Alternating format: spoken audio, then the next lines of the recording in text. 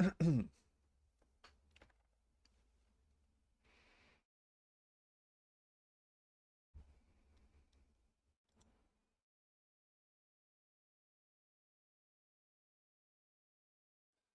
hey, hey, hey. Welcome to another Wednesday Hangout live stream where we talk about all the cool things we can make with the Offworld live streaming toolkit, namely the 360 ultra high res 360 side of things, and Unreal Engine, of course. This week we're going to be talking about post-process effects. So everything from color correction and your more standard post-process effects like dirt masks and lens flares and bloom, towards depth of field, and then more stylized effects, then some plugins that are out there, and then some more advanced post-process effects like sequencing post-process effects and using things like Z-depth or single actor stencil masking to get a bit more techie with your post-process effects. These are super cool, super useful because especially when we're rendering ultra high res 360, it's kind of preferred to, in a lot of cases, to not have to use post-production software. And then a lot of the final pieces of the puzzle come in 2D post-process effects that people might often use in things like Nuke or Premiere.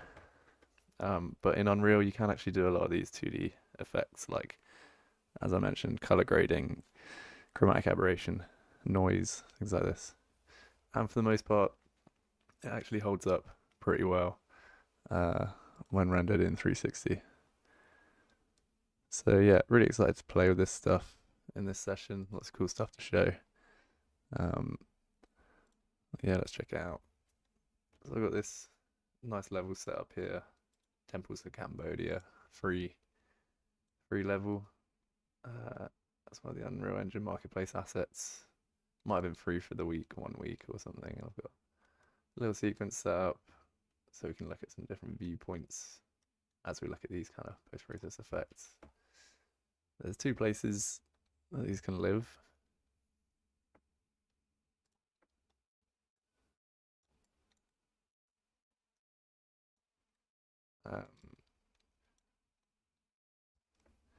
Yeah, two places these can live post-process effects. They can live in a post-process volume, or they can live in a camera itself. And you just kind of got to search the post-process section. Here you got post-process settings. You got all this lens, color grading, etc. The reason these can also exist in a volume is that it's quite cool to pass inside a volume and have some effects occur. So let's start off by just having a look at some of the more kind of inbuilt post-process effects that come with the post-process section. And a lot of these are not going to be that problematic to 360, especially with our face blend, unless they're used very, very extreme degrees. We are going to get into post-process materials pretty massively in this as well, so it's a really, really cool way to make some kind of more bespoke, some post-process effects. But let's actually just add these straight onto the camera for now. So position this. Cool. So yeah, if we jump into 360 camera and we turn off the pause rendering, you can see our 360 view, which is great. And I guess, you know, what's totally, doesn't matter if you're doing it in 360 or not, it's totally the same. It's kind of color correction. And we have been through this in a previous stream.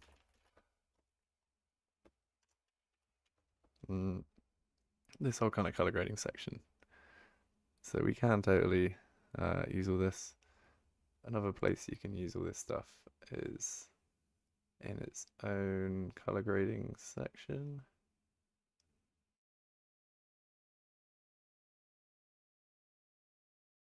Which might be a plugin that I haven't enabled. Let's see. Or maybe I'm not in the right Unreal version for that. But essentially there should be a window where it makes color grading a bit easier and all in one place. But because this video wasn't really about that much, I skimmed over that. But you know, essentially it's giving you, if you look up, if you're in Unreal 5.4 or later, you can use this kind of color correction window that makes color grading a bit easier, which is really nice. But you know, things like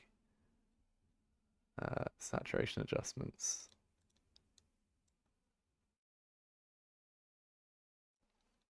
and you know, color adjustments. It's the most basic form of post-process. And what this is doing is it's taking in, it's all acting post render. So you've done all your calculations to see what the geometry in the world is saying. You've got a 2D image, and all this is doing is affecting that 2D image. So all of that is pretty standard for any kind of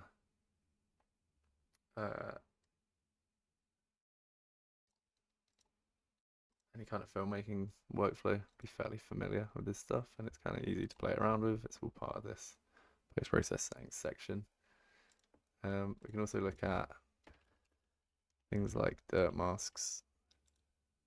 Well, let's look at bloom first. So we've got some bloom here. We can raise the intensity of that. You can see it's just giving this whole kind of hazy look. Can up it even further than the intended amount. And for the most part, it's fairly good in 360, but this is obviously a highly extreme example. So we are starting to see some edges, some seams here.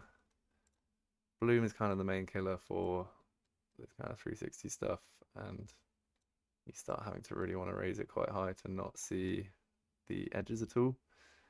Obviously this face blend percentage here is like not recommended to go that high with this, because if you've got a face blend of 50, you're raising your actual resolution that you're rendering by 50%. So you're rendering 150% of the pixels. So, you know, if your final resolution isn't incredibly high, you might be able to get away with having a massive blend here if it's really important to you to not have any of that visible seamage and to have some really ridiculous bloom going on. But, you know, we can see here that it does sort of start to cause some funniness. But, you know, having said that, the actual viewpoint of any one perspective is always going to be very zoomed in.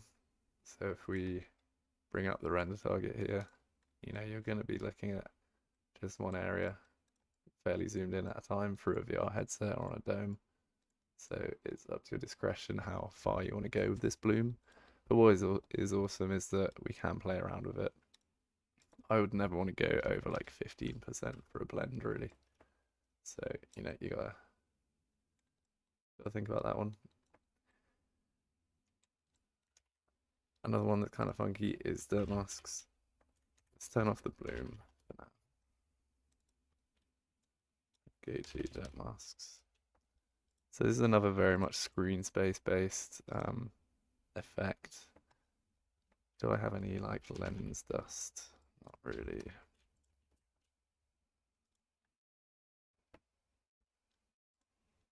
Right, I'm just going to use something. You can get a lot of kind of lens dust texture packs. This actually looks pretty good. That's very low res. Very low res. Again, haven't prepared this section of this very well, but yeah, lens dust. Is this kind of a noisy texture? It will do for this process, for this example. Dirt masks are essentially as you're looking at a light source, this texture will come up. So it's to kind of mimic having lens dust on your lens. So here we go, we can start to see the texture here. So again, just to demonstrate the fact that these do reveal the the seams between the 360 here. So again, these are to be used kind of sparingly. And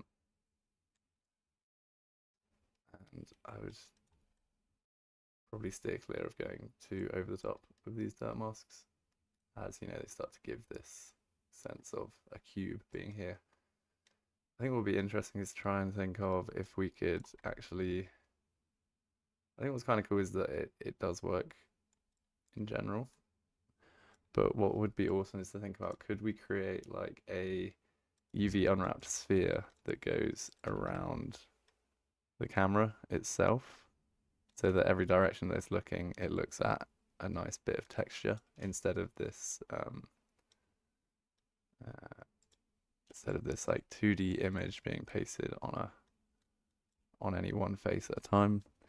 Something interesting to look at there, but obviously this dirt mask is doing some clever stuff where it's saying, you know, the amount of light hitting the surface dictates how much the texture underneath shows up.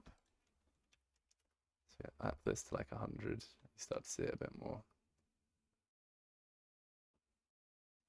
So yeah, this is really effective when it's like a lens dust scratch kind of image, but yeah, I didn't have one in this project right now. So yeah, that's dirt masks. Again, kind of work, kind of fixed by the face blend, but not super recommended. Use at your own risk.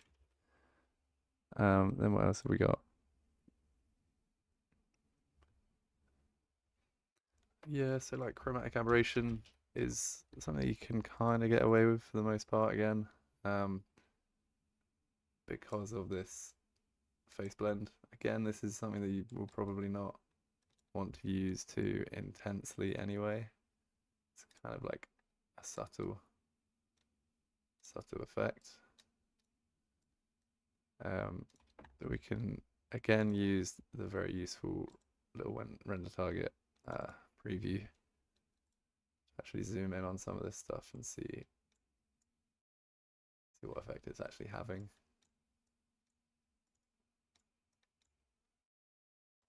A lot of levels, like the Dark Ruins level, do use a little bit of this.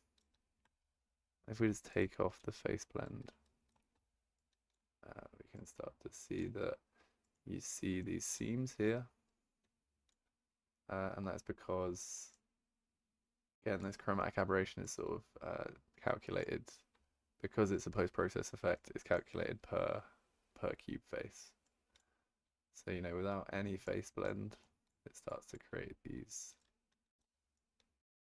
edges that you start to see.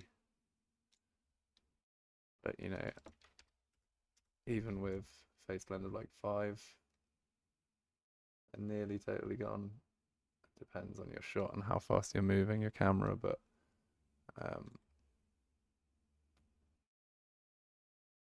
yeah, they become very subtle, very hard to see. And again, like chromatic aberration aims to be a subtle kind of effect to make it feel a bit more like a natural camera. It's got some, I guess is it a kind of lens thing when you've got a lens that's got a bit of distortion on the edges. So yeah, pretty cool that with the face blend you can get away with some chromatic aberration, but it's kind of like, because you're taking a full 360 rather than taking one single view, you're allowing the viewer to look wherever they want. They might look in between one of these seams, and then the chromatic aberration isn't really doing the thing that it's supposed to be doing anyway. So it's kind of, yeah, picking your battles again. But cool to know you can do it to some degree just in the engine. Noise works pretty well. Do we have just, can you add just noise here?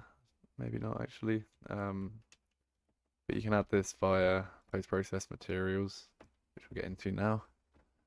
We're going to get into that now. Let's look at depth of field first. So depth of field, kind of cool that we can add this, because it doesn't really make any sense for a 360 camera to have a focal length. But we can actually add this.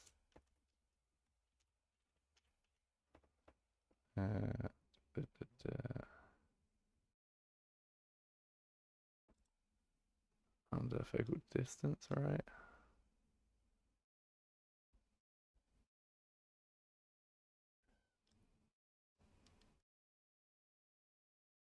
Yeah, so it immediately jumps up very high here, but under the post-process depth of field here, we can actually have that.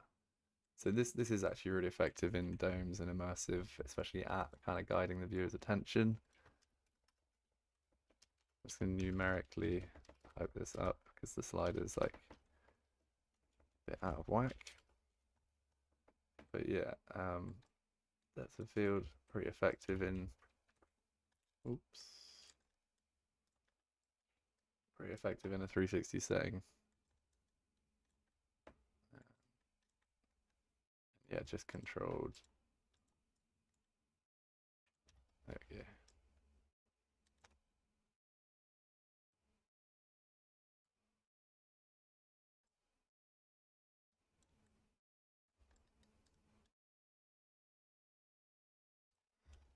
Yeah, just controlled in this post-process section here, just this slider really, because anything else like sensor width, aperture, um, doesn't really apply to 360 cameras in the same way, because we've all got a 180 field of view at all times. So, but yeah, kind of cool to know this like focal distance slider does work. We can't do focus tracking, but I was thinking of working out a way to do that where you could make a blueprint that like grabs an object, gets distance from camera to object, and then that would be the focal distance. Wouldn't be too hard of a blueprint to make.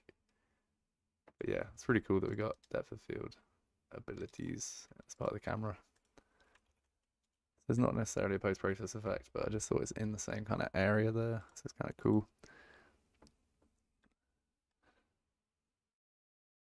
Hey, nice to see you again, Hamden.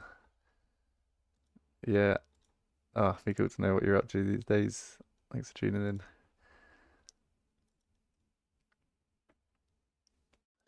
Yeah, so as it gets more stylized, I think this is where it gets really fun. Um, where you start to use the materials. So there's loads of post-processed materials out there. I'm sure a lot of you are familiar with this, whether it's kind of marketplace assets for toon shaders or, pixelate post-process effects. So this is always well worth keeping eyes on the free marketplace assets.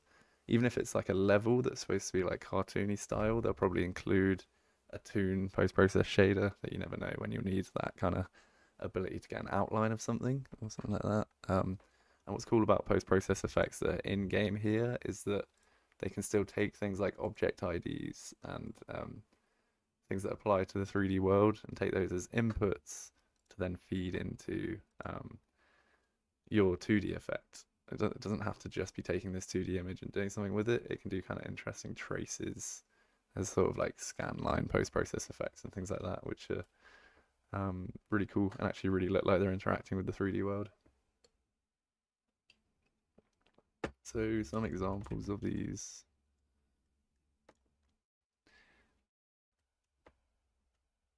Go into materials.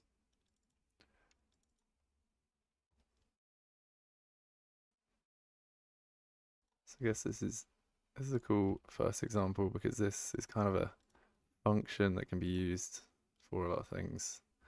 Right now we've got a bit of a bug here where the view doesn't work quite right in the viewport, but it does work in the render target and it does work in the final render output. So good. But yeah, this kind of reminds me of like an old school video game kind of depth fog effect. Uh, as you pass through the level, things disappear. And this is also a very cool like function that you can use to mask any post-process effect, which I'll show you in a minute.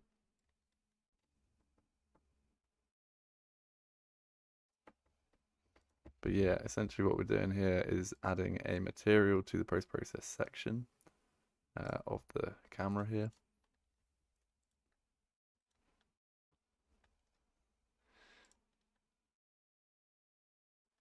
So lots of windows.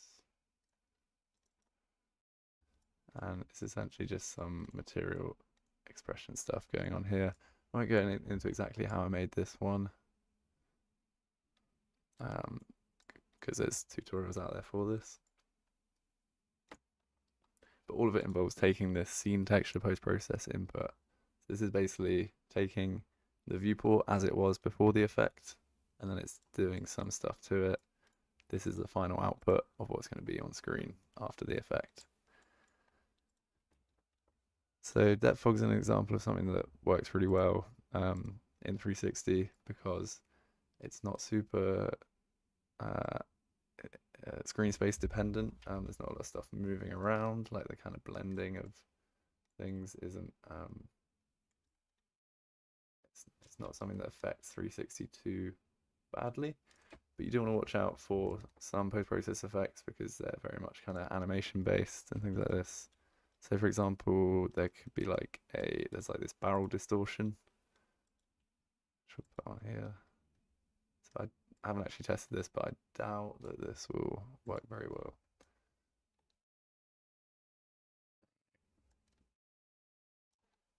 Just move over here.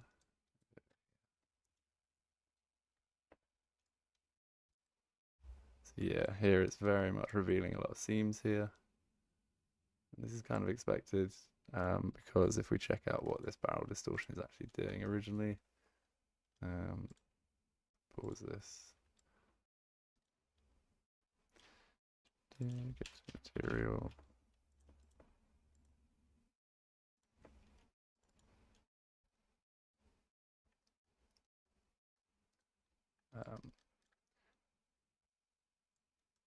This is like giving the effect of barrel distortion from a lens.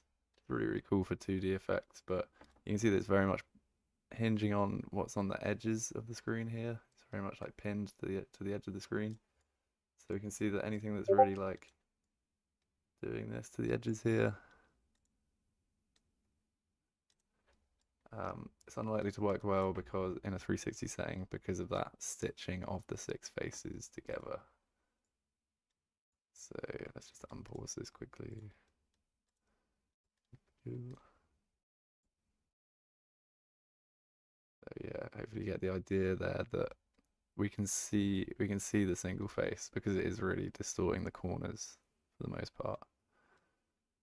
So you know, before you go and kind of buy some awesome post-process shader, really think about, you know, is it actually going to work for 360? And I'm not sure there's any hard fix for any of this stuff. As I say, I'm thinking about some kind of shader that wraps around the camera in a sphere shape, but it would take some real clever image maths to really get around this. So next up, I'll show you another example of one that's really cool. It's a cool plugin. This guy clearly knows his stuff about his shaders, but it doesn't really translate to 360 very well.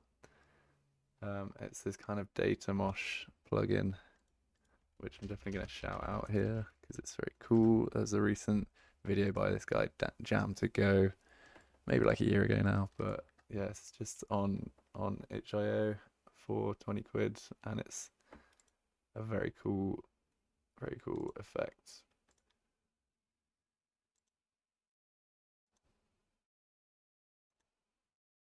Let's show it in action.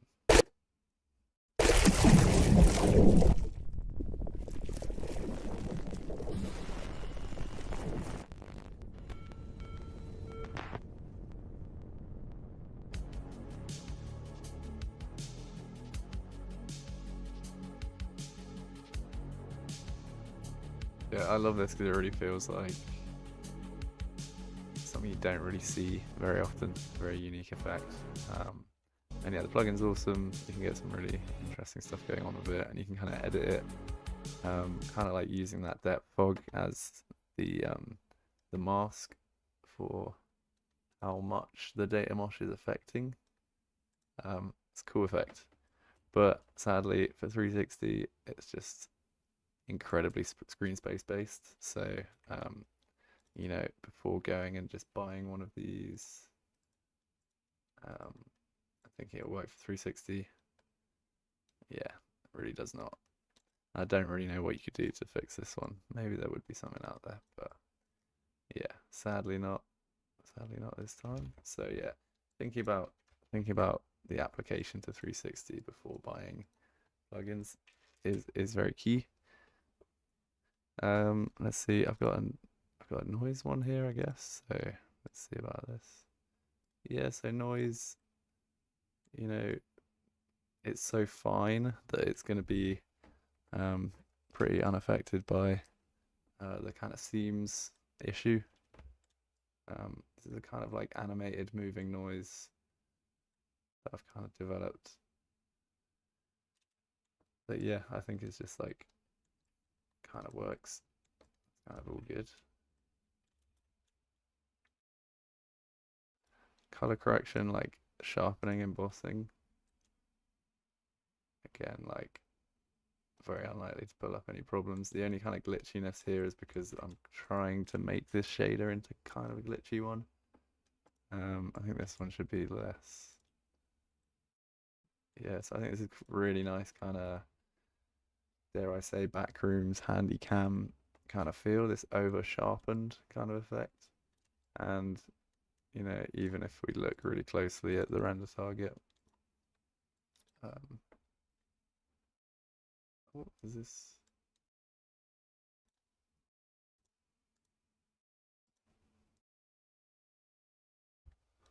Oh, well, I'm not sure why that's not carried over to the render target. Is it because it's higher resolution, maybe? Interesting.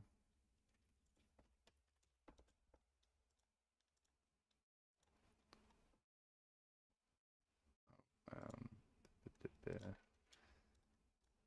many windows. This one.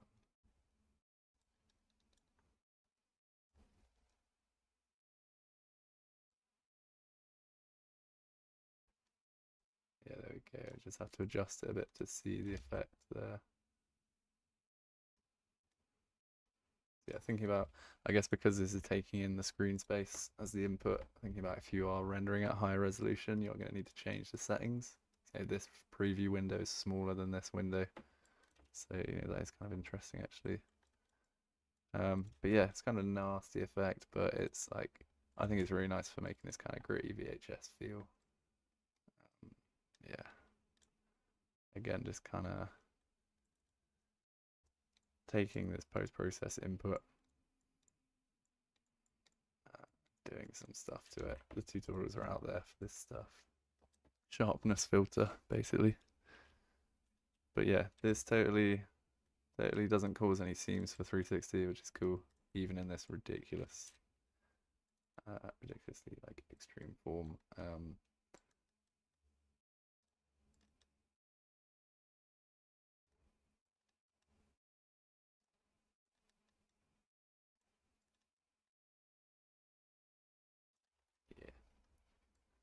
So yeah, sharpness, noise, things with a kind of fine grain that aren't just totally like taking the whole screen position and moving it around. Pretty unlikely to cause seams. Let's go into materials again. And yeah, we can look at these kind of displacement. Yeah, that's a good one. So, you know, underwater feels, this is changing the screen space in a similar way to the barrel distortion, but it's kind of so abstract that when you do have some face blend, it's not very visible. So this is one you can totally get using. I'll just show you using these kind of like depth, this kind of depth fog. You can kind of combine a sense of depth with a sense of this displacement. So I've got this in here. This is essentially just copy and pasted from the depth fog. So this is the bit that's saying is it white or is it the post-process input? So we can demonstrate this just by I just click here to save that position. Tidy up these. And we'll just swap this for white here. And then we'll just mask this off. Oh yeah, we'll leave that as black. So we can see this is still doing this depth thing because it's now just lerping between 0, which is black, and white. And this is the alpha. So this is all just a depth blend. This is what this is doing essentially. So then we can use this as a lerp between any two post-process effects.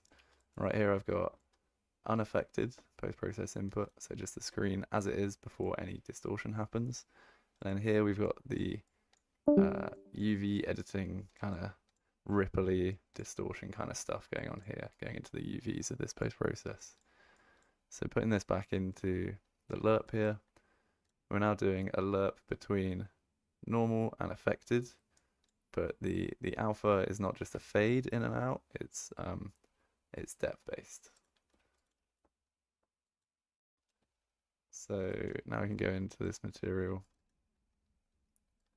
and I've got this start distance parameter, which is set down here. And so we can raise this start distance.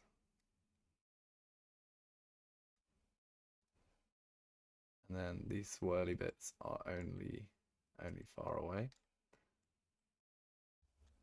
If we make it more dramatic, okay. So yeah, now we can see that, you know, the pot is not swirling, but everything around it kind of is.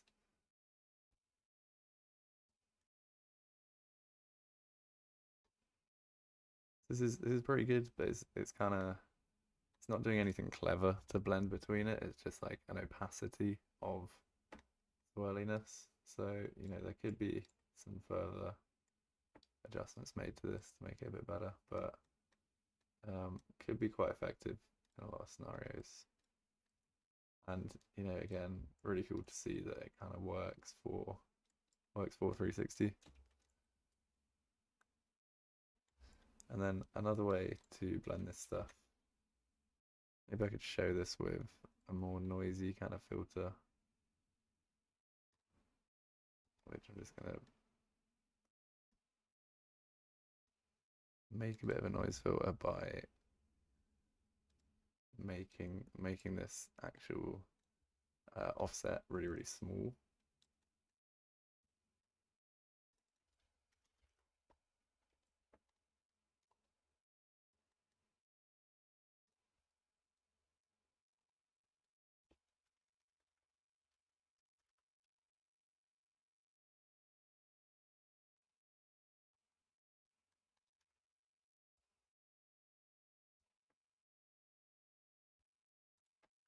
Turn the real time in on this preview here.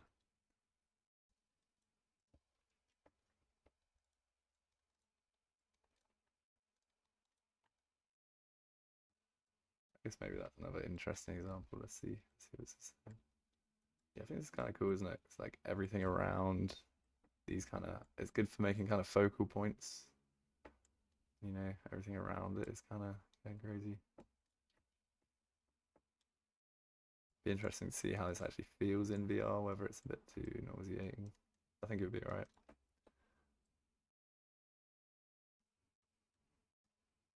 Yeah, kind of interesting. And then, so this is kind of cool, but you can see there's kind of like some bleed. It's good because you can then go up to any object. Any object that's close is going to be less affected.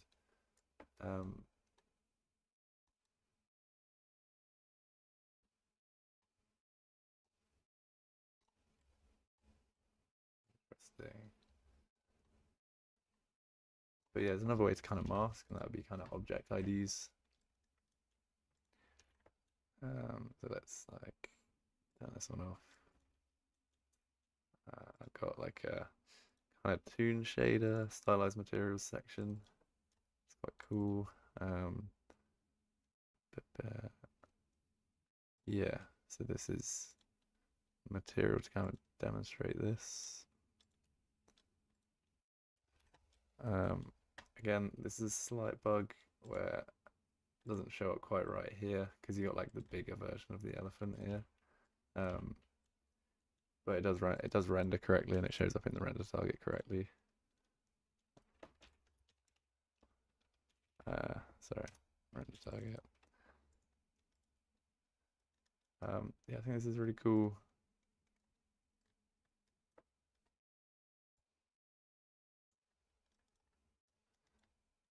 Because you do get a bit of a cleaner mask around things.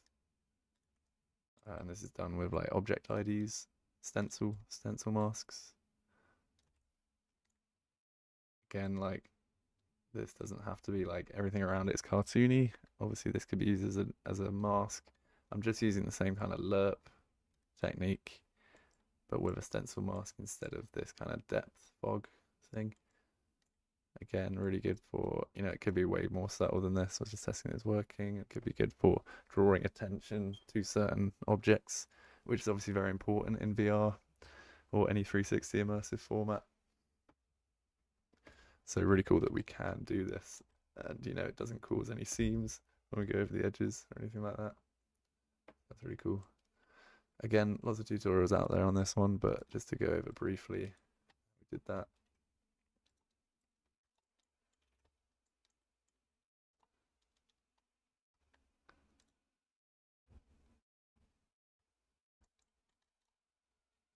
Let's check out this material. So we've got this overall kind of poster material. And again, we're just doing a lerp between, this was the original material. It was hooked up like this. But instead, I'm just going to put a lerp in here and put the regular material unaffected into here.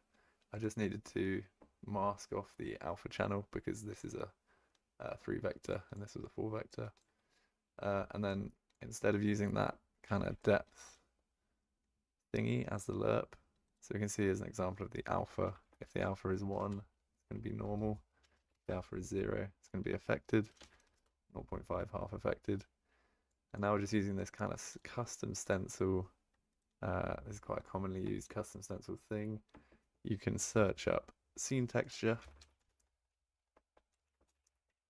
and grab a load of useful things from the scene,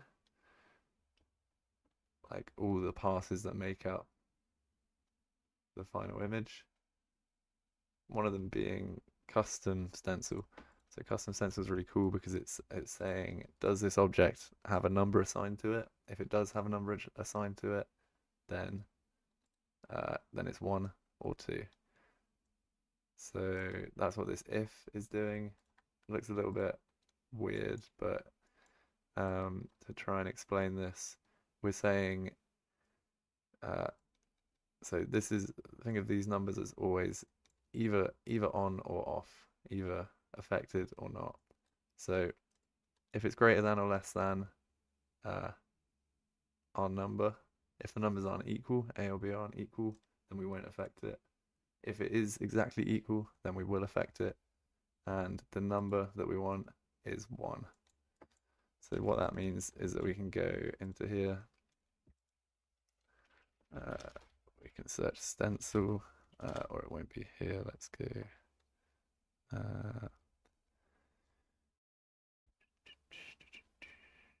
Rendering advanced.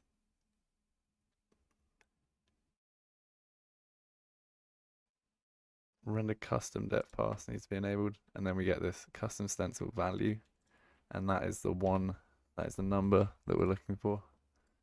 That's this number. We could change this to 2 and then change this to 2 if we want to organize it like that. But what this should mean now is that looking through this camera, we've got both of these actors included now.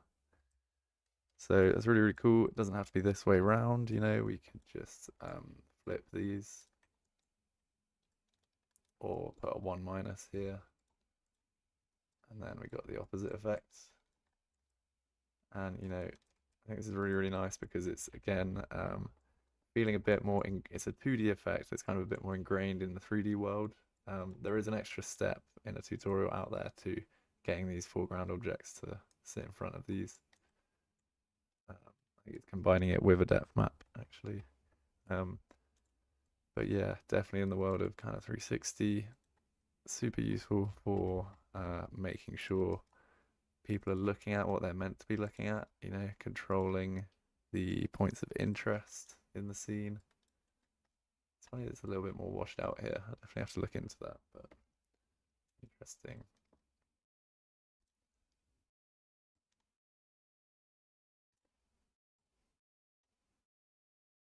Yeah, I think this is a really cool one, especially if you're keeping it a bit more subtle than I am. I'm sure you could do something with like blurring this stencil as well to get something to have like a bit of a shine around it. But what's really nice in general is that a lot of these post-process effects do just carry through to 360 quite nicely.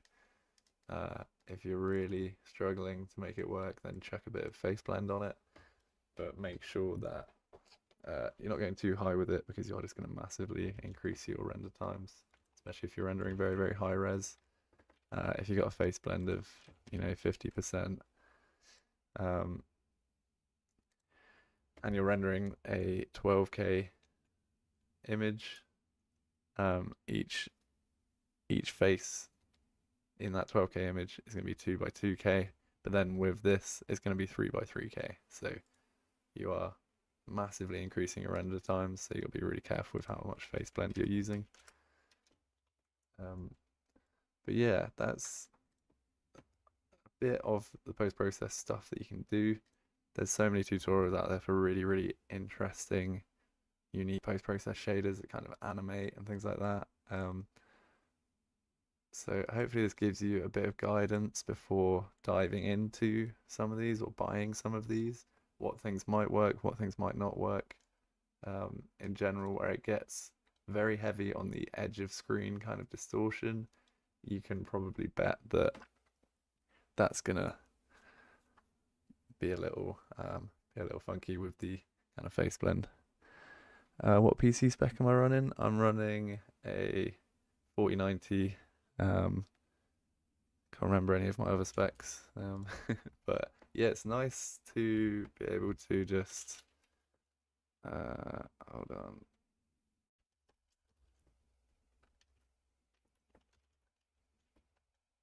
See if I can do this without doxing myself. Yeah, 128 gigs of RAM. Just an i7 processor, 12 cores, which the cores don't really matter too much until it comes to rendering, but it is really, really good with rendering because we've got this kind of parallelized rendering where if you render and you need to do like some stitches for your rendering, you can write concurrent stitches. So if I've got 20 processors in my machine, so I could stitch together 20 images at a time, and then it'd be using the full, the full spec of the machine. So that's a really cool thing about having more cores and rendering this stuff. This is for rendering like 12K and above, ridiculously big. So 11.5K you can generally do without tiling, which is great. But as you get over anything over 11.5K, you start to have to tile stuff. So only if you're doing, we did like a 30K single frame, and that's great. But yeah, 12K is really nice for moving image because then you can downscale it to like 8K to make it run on YouTube or whatever, or on your headset locally.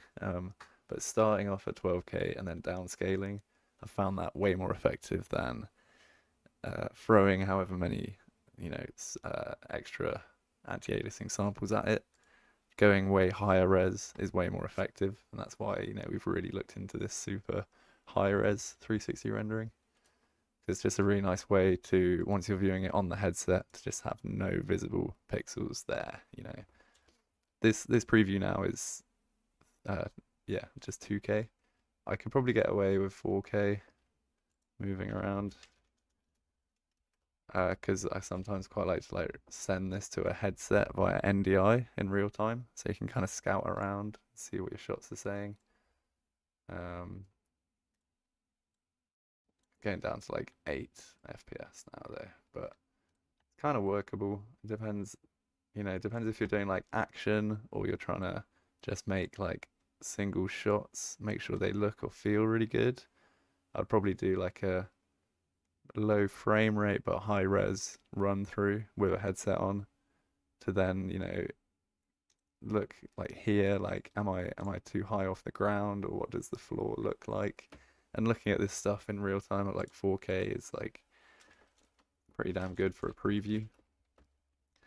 But yeah, then 2K, then maybe you could look a little bit more at like sequencing and stuff like that, because it is all pretty good performance. Yeah, I'm glad you noticed that, and like it's only going to get better, so it's kind of really interesting to see um how this kind of making cinematic immersive content is going to go as the GPUs improve. um See anything holding us back at the moment, really. um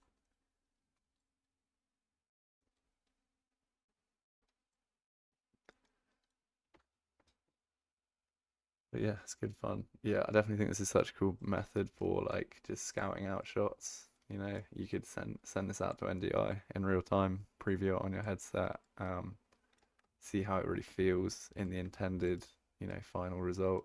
Whether you're in a dome or viewing it on a headset, it's so helpful to see that immediately there. You're basically like grey boxing immediately, grey boxing with the final image.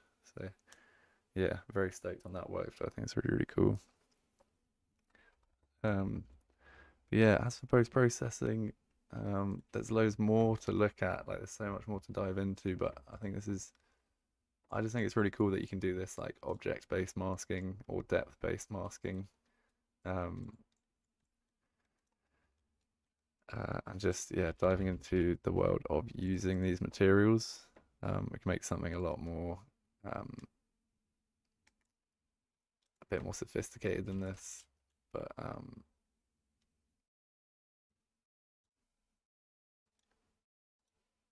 yeah, there's so much you can do with it. It's just cool to know that a lot of it just does kind of work, unless you're going too extreme with the screen spaced kind of stuff.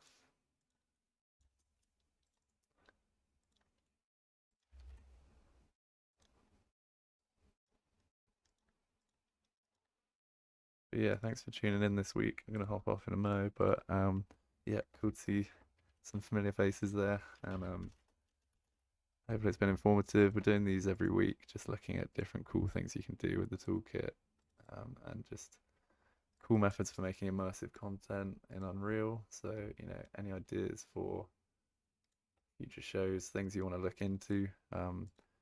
We're on our 7th one now for this series, so like we've already looked at some really cool stuff. So feel free to check the kind of backlog there.